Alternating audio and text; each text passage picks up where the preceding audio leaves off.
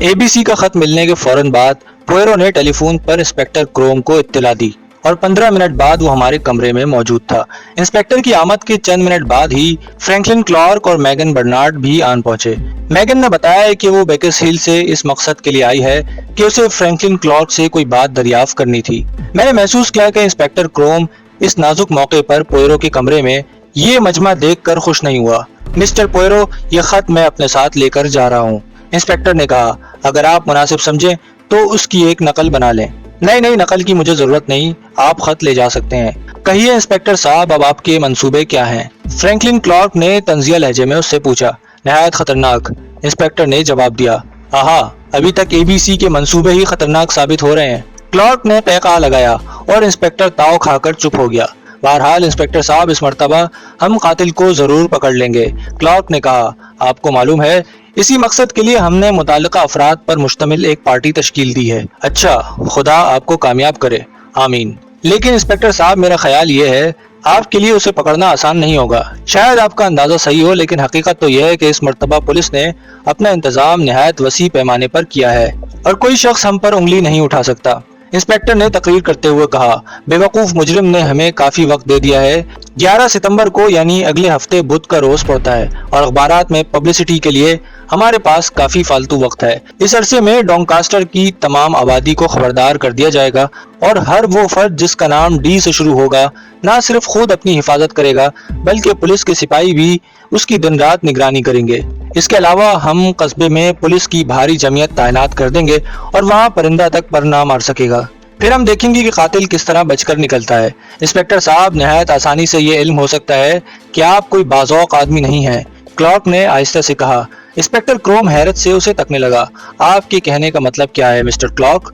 बंदा खुदा, आपने अभी तक ये महसूस नहीं किया कि 11 सितंबर बरोज बुध को टॉन्कास्टर में सेंट लेजर की अजीमुशान घोड़दौड़ होने वाली है। ये सुनते ही इंस्पेक्टर का चेहरा उतर गया। चंद सेकंड तक वो बेचैनी के आलम में अपना सर खुजाता रहा, फिर बोला, खुदा की पनाह, इसका तो मुझे ख्याल ही न रहा। बेशक अब मामला निहायत पेचीदा है। शुक्र है आपके जहन में ये बात आ गई, क्लार्क ने उसके जख्मों पर नमक छिड़कते हुए कहा। एबीसी ख्वाह पागल हो, लेकिन वो अहमक बिल्कुल नहीं। चंद मिनट तक हम सब खामोश एक दूसरे की सूरत तकते रहे। बिलाशुबा जैसे कि फ्रैंकलिन क्लार्क ने बताया, 11 सितंबर को सेंट लेजर की घोड़दौड़ डॉन्कास्टर में हो रही थी और ये घोड़दौड़ देखने के लिए लाखों तमाशाई इंग्लिस्तान के दूर अफ्तादा शहरों और देहातों से आने वाले थे और इस सूरत हाल की मौजूदगी में एक कत्ल तो दरकिनार 10 कत्ल होने भी मामूली बात थी। बहरहाल मुझे तो कुछ ऐसा मालूम होता है कि कत्ल की वारदात रेस कोर्स में एन घोड़दौड़ के मकाम पर होगी। क्लार्क ने खामोशी तोड़ी। इंस्पेक्टर क्रोम अपनी कुर्सी से उठा और कमरे से बाहर निकल गया। मैं और पोयरो उसे दरवाजे तक रुखसत करने आए। हॉल कमरे से बातों की आवाजें आ रही थी। अभी हम वापस कमरे में पहुंचे ही थे कि मिस थोरा ग्रे घबराई हुई कमरे में दाखिल हुई। इंस्पेक्टर क्रोम ने मुझे भी अभी बताया है कि एक खत और आया है। इस मर्तबा वारदात कहाँ होगी? थोरा ग्रे को देखकर पहली मर्तबा मुझे एहसास हुआ कि बाहर मूसलाधार बारिश हो रही है और उसका सियाह कोट तकरीबन भीग चुका था। उसने ये सवाल फ्रैंकलिन क्लार्क से किया था और उसके कंधे पर हाथ रखे जवाब की मुंतजिर थी। डॉन्कास्टर में 11 सितंबर को सेंट लेजर की घुड़दौड़ के मौके पर। उसके बाद सब लोग तेजी से बोलने लगे और इस मौजू पर बहस होने लगी कि अब क्या कार्रवाई होनी चाहिए, क्योंकि उससे पेशतर फ्रैंकलिन क्लार्क ये कह चुका था कि एबीसी का चौथा खत मौसूल होने तक हमें इंतजार करना चाहिए। अब चौथा खत तो आ गया था, लेकिन ये किसी की समझ में ना आ रहा था कि क्या रोकथाम की जाए और हकीकत तो यह है कि इस सूरत हाल से मैं कतन मायूस था। जाहिर था कि हम 6 अफराद की पार्टी, जिसमें 2 औरतें भी शामिल थी, क्या तीर मार सकते थे। और फिर जब स्कॉटलैंड यार्ड के शोहरत याफ्ता दिमाग और हजारों सिपाही भी अपनी कोशिशों में लगे थे, एक कातिल को लाखों के मजमे में पकड़ना नामुमकिन सी बात नजर आती थी। मेरे दिली ख्यालात को भांप कर एकदम पोयरो ने अपना हाथ ऊंचा किया और उस लहजे में लेक्चर शुरू किया जैसे उसके सामने स्कूल के बच्चे बैठे हों। ख़वातीन और हज़रात, इसमें शक नहीं कि ये मामला पहले तीनों हादसों की निस्बत ज्यादा पेचीदा नजर आता है, लेकिन महज घबराने और परेशानी से कुछ नहीं होगा। जरूरत इस अमर की है कि हम किसी कायदे और उसूल के तहत काम करें और जहाँ तक मुमकिन हो सच्चाई तलाश करें। अब हम में से हर फर्द को अपने आप से ये सवाल करना चाहिए कि मुझे कातिल के बारे में क्या मालूम है। इसी तरीके पर हम मुजरिम को सही तौर पर शनाख्त करने में कामयाब हो सकेंगे। मुजरिम के बारे में हमें कुछ भी तो मालूम नहीं। थोड़ा ग्रे ने मायूस कुन आह भरी। नहीं मोहतरमा, ये बात सही नहीं।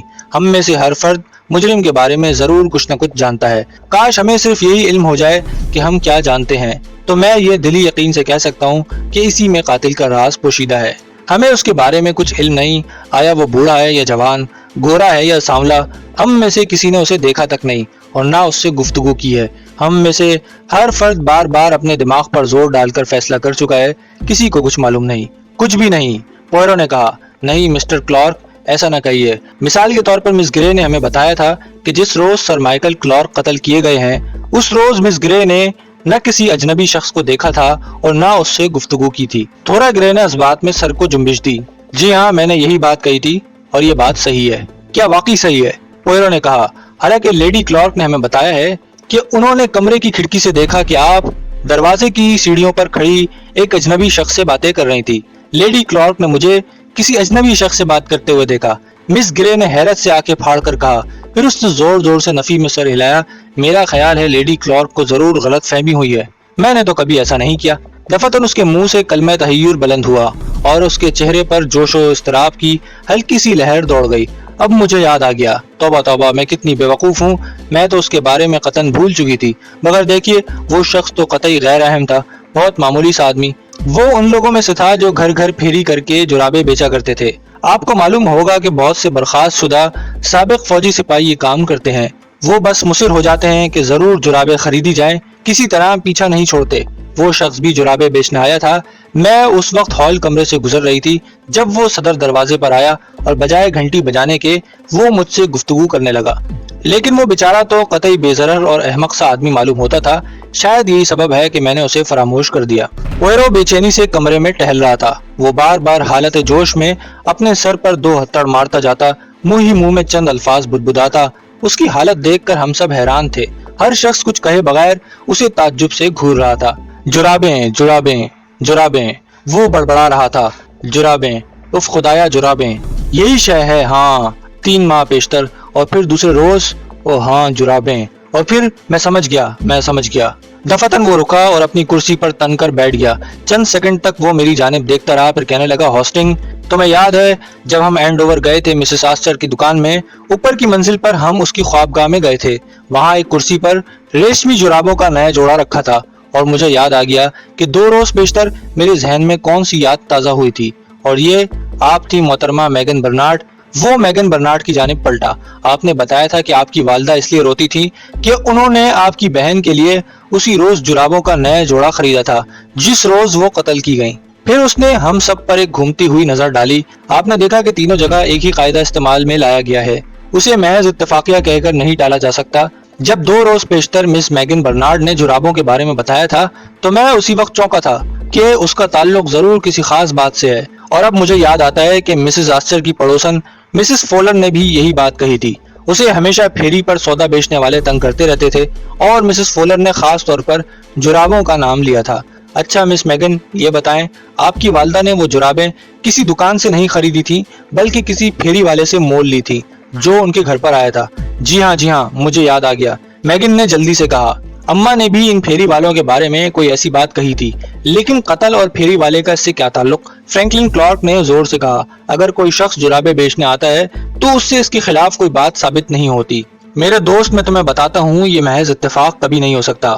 تینوں وارداتوں میں وہی جرابیں ایک ہی آدمی فروخت کرتا پھرتا ہے۔ ضرور وہ جاسوسی کی نیت سے وہاں جرابیں بیچنے کے بہانے جاتا تھا۔ پھر وہ تیزی سے مس گرے کی جانب مخاطب ہوا، برائے کرم اس شخص کا حلیہ بیان کریں۔ حلیہ؟ مجھے تو یاد نہیں۔ ہاں، اس کی آنکھوں پر اینک لگی تھی اور میرے خیال ہے کہ ایک بوسیدہ اوور کوٹ بھی پہن رکھا تھا۔ محترمہ، یاد کیجئے۔ پوئرو نے بے چینی سے اسے ترغیب دی۔ مجھے تو اور کچھ یاد نہیں آتا، میں نے تو اس کی طرف غور سے دیکھا ہی نہیں، بس سرسری سی نظر ڈالی تھی، نہایت معمولی شخص۔ اب میں آپ کو کیسے بتاؤں؟ یوں سمجھ لیجئے کہ ان لوگوں میں سے تھا جن پر توجہ دینے کی ضرورت ہی محسوس نہیں کی جاتی۔ آپ نے بالکل صحیح کہا محترمہ، پوئرو نے نہایت سنجیدہ لہجے میں کہا۔ آپ نے قاتل کا جو حلیہ بیان کیا ہے، اسی حلیے میں ان تمام وارداتوں کا راز پوشیدہ ہے۔ بلا شبہ وہی قاتل تھا، بے شک وہ ان لوگوں میں سے تھا جن پر توجہ دینے کی ضرورت ہی محسوس نہیں کی جاتی۔ ہاں، اب اس بارے میں کوئی شک نہیں رہا، آپ نے قاتل کی شخصیت بیان کر دی ہے۔ الیگزینڈر بوناپارٹ ناشتے کی میز پر بے حس و حرکت بیٹھا تھا۔ میز پر برتنوں میں ناشتہ پڑے پڑے ٹھنڈا ہو چکا تھا، لیکن مسٹر کسٹ نے اس کی طرف دیکھا تک نہیں۔ چائے دانی کے قریب ہی ایک اخبار پڑھا تھا اور یوں معلوم ہوتا تھا جیسے وہ نہایت انہماک کے عالم میں اخبار پڑھ رہا ہے۔ دفتن وہ اٹھا اور کمرے میں بے چینی سے ٹہلنے لگا۔ 1 منٹ تک ٹہلنے کے بعد وہ پھر کھڑکی کے نزدیک رکھی ہوئی کرسی پر بیٹھ گیا اور ایک تکلیف دہ آہ بھرتے ہوئے ہاتھوں سے اپنا سر ڈھانپ لیا۔ اس دوران میں دروازہ کھلا اور اس کی میزبان خاتون مس ماربری دروازے میں کھڑی نظر آئی، لیکن مسٹر کسٹ نے دروازہ کھلنے کی آواز بھی نہ سنی۔ مسٹر کسٹ، دیکھیے آج کتنا عمدہ۔ ارے یہ کیا بات، آپ کی طبیعت کچھ خراب ہے؟ یہ سن کر اس نے اپنے ہاتھوں سے اپنے سر آزاد کیا اور بولا، نہیں مس ماربری، کوئی بات نہیں، میری طبیعت آج صبح سے کچھ اچھی نہیں۔ مس ماربری نے آگے بڑھ کر ناشتے کی ٹرے کا معائنہ کیا۔ او، آپ نے ناشتہ بھی نہیں چھوا؟ کیا وہی سر درد کا مرض ہے؟ نہیں، ہاں یہی بات ہے۔ خدا خیر کرے، تب تو آپ آج باہر نہیں جائیں گے۔ کسٹ یہ سن کر ایک دم چونک اٹھا۔ نہیں، مجھے ضرور جانا ہے، نہایت اہم کاروباری معاملہ، بہت ضروری۔ اس کے ہاتھ بری طرح کانپ رہے تھے۔ مسز ماربری نے اس کی کیفیت دیکھ کر کہا، خیر اگر ضروری کام ہے تو ضرور جانا چاہیے، اس مرتبہ آپ کہیں دور جائیں گے؟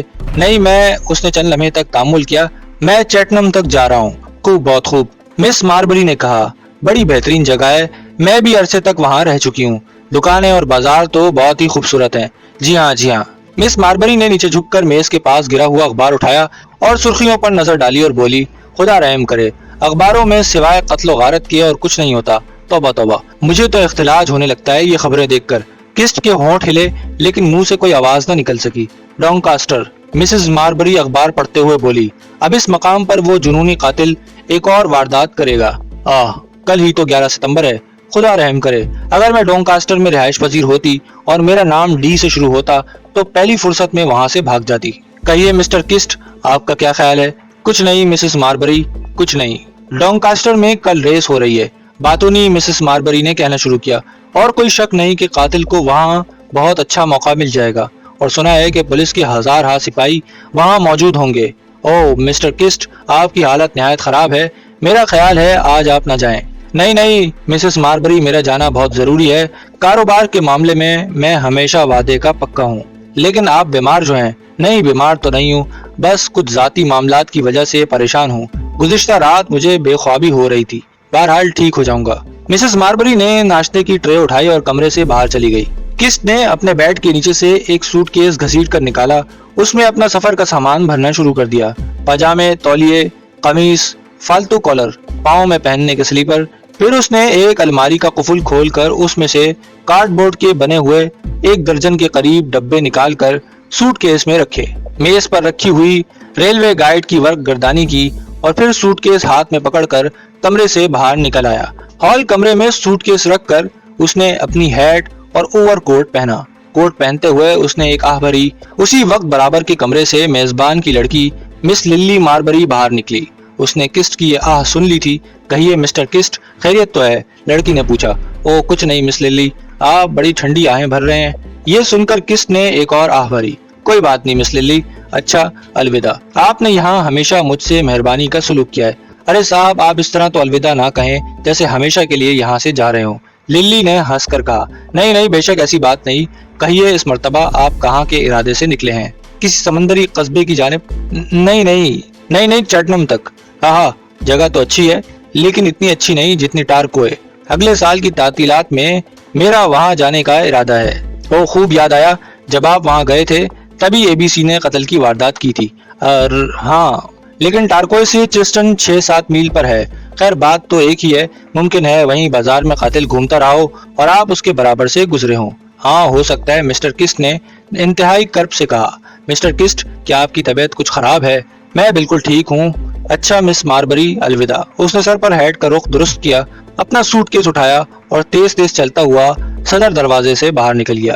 عجیب آدمی ہے، للی ماربری نے سوچتے ہوئے کہا، اور مجھے تو یہ شخص خود آدھا دیوانہ معلوم ہوتا ہے۔ انسپیکٹر کروم اپنے ماتحت آفیسرز کو کہہ رہا تھا، جرابیں بنانے والی تمام فرموں اور ان کے ایجنٹوں کی ایک مکمل فہرست بنا کر مجھے دے دو، اور ان تمام آدمیوں کے نام بھی اس فہرست میں شامل ہونے چاہیے جو کمیشن پر گھر گھر جا کر جرابیں فروخت کرتے ہیں اور گاہکوں سے آرڈر وصول کرتے ہیں۔ یہ کام بھی ABC KC کے سلسلے میں ہے جناب۔ ہاں، مسٹر ہرکول پوئرو کا ایک خیال یہ بھی ہے کہ ان وارداتوں کا ذمہ دار جرابیں بیچنے والا کوئی شخص ہے۔ اس کے لہجے میں طنز کا عنصر صاف معلوم ہوتا تھا۔ ممکن ہے یہ نظریہ بیکار ہی ہو لیکن ہمیں معمولی سی غفلت بھی نہیں کرنی چاہیے۔ ٹھیک ہے سر، ماتحت آفیسر بولا۔ بلا شبہ مسٹر پوئرو نے اپنے وقت میں بعض کارنامے ضرور انجام دیے ہیں لیکن اب ان کا دماغ فیل ہو چکا ہے اور وہ ایک شیخی خورا آدمی ہے۔ انسپیکٹر کروم نے کہا، ہمیشہ لنترانیاں کرتا ہے۔ اچھا، اب ڈونکاسٹر کے انتظامات کے متعلق غور کریں۔ ٹام ہارٹنگن نے للی ماربری سے کہا، آج صبح میں نے تمہارے خپتی مہمان کی زیارت کی ہے۔ کون؟ مسٹر کسٹ؟ ہاں وہی۔ اسٹن کے ریلوے اسٹیشن پر وہ یوں پھر رہا تھا جیسے وہ کوئی گمشدہ مرغی ہو۔ میرا خیال ہے کہ وہ نصف پاگل ضرور ہے اور ضرورت ہے کہ ایک آدمی ہر دم اس کی نگرانی اور حفاظت کرتا رہے۔ پہلے تو اس نے اپنے ہاتھ سے اخبار گرا دیا اور پھر ٹکٹ۔ میں نے اسے ٹکٹ اٹھا کر دیا ورنہ اس بندے خدا کو تو پتہ ہی نہ تھا کہ ٹکٹ گر چکا ہے۔ ٹکٹ لے کر اس نے انتہائی بوکھلاہٹ میں میرا شکریہ ادا کیا مگر مجھے یقین ہے اس نے پہچانا بھی نہیں ہوگا۔ ارے ہاں، للی کہنے لگی، اس نے تمہیں غور سے دیکھا ہی کب ہے؟ بس سرسری طور پر ہال سے گزرتے وقت تمہارا اس کا سامنا ہوتا ہے۔ پھر وہ دونوں فرش پر ڈانس کرنے لگے۔ دفتن للی کہنے لگی، کس جگہ کا نام لیا تم نے؟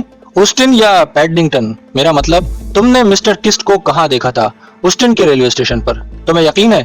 ارے واہ، کیا میں پاگل ہوں؟ آخر تمہارا کیا خیال ہے؟ کمال ہے، میں سمجھی تھی شاید تم پیڈنگٹن سے چیٹنم گئے تھے لیکن کسٹ تو چیٹنم نہیں جا رہا تھا، وہ تو ڈونکاسٹر گیا ہے۔ چیٹنم؟ للی نے کہا، ارے نہیں، ڈونکاسٹر۔ میں نے جب ٹکٹ اٹھایا تو وہ ڈونکاسٹر کا تھا لیکن اس نے مجھے بتایا تھا کہ وہ چیٹنم جا رہا ہے۔ تم نے غلط سنا ہوگا، وہ ضرور ڈونکاسٹر ہی گیا ہے۔ ممکن ہے اسے ریس کھیلنے کا چسکا ہو لیکن مسٹر کسٹ کو گھوڑا دوڑ سے قطعاً دلچسپی نہیں ہے اور نہ وہ ایسا آدمی معلوم ہوتا ہے۔ او خدا رحم کرے ٹام، کہیں وہ بیچارہ قتل ہی نہ ہو جائے۔ تم فکر مت کرو، قتل ہونے والے کا نام ڈی سے شروع ہوتا ہے۔ پچھلی دفعہ ہی وہ قتل ہو جاتا، جب قتل کی واردات ہوئی تو وہ چرسٹن کے آس پاس ہی تھا۔ کیا واقعی؟ یہ تو عجیب اتفاق ہے۔ وہ زور سے ہنس پڑا۔ کیا اس سے پیشتر وہ بیکس ہل تو نہیں گیا تھا؟ للی ماربری کی بھویں تن گئیں۔ ہاں، جب بھی وہ یہاں نہیں تھا۔ لو، اب مجھے یاد آیا، دراصل اماں کہہ رہی تھی کہ مسٹر کسٹ جاتے وقت اپنا بات سوٹ بھول گئے تھے۔ تب میں نے جواب دیا تھا کہ اماں تم بات سوٹ کی فکر کر رہی ہو اور وہاں بیکس ہل میں ایک نوجوان لڑکی کو ہلاک کر دیا گیا ہے۔ تب تو وہ ضرور بیکس ہل ہی گیا ہوگا، ٹام نے کہا۔ پھر وہ ظرافت آمیز لہجے میں کہنے لگا، کیا خیال ہے للی، تمہارا یہ خپتی مہمان ہی تو قاتل نہیں ہے؟ یہ بیچارہ؟ ارے واہ، وہ غریب تو ایک مکھی بھی نہیں مار سکتا، للی نے قہقہا لگا کر کہا۔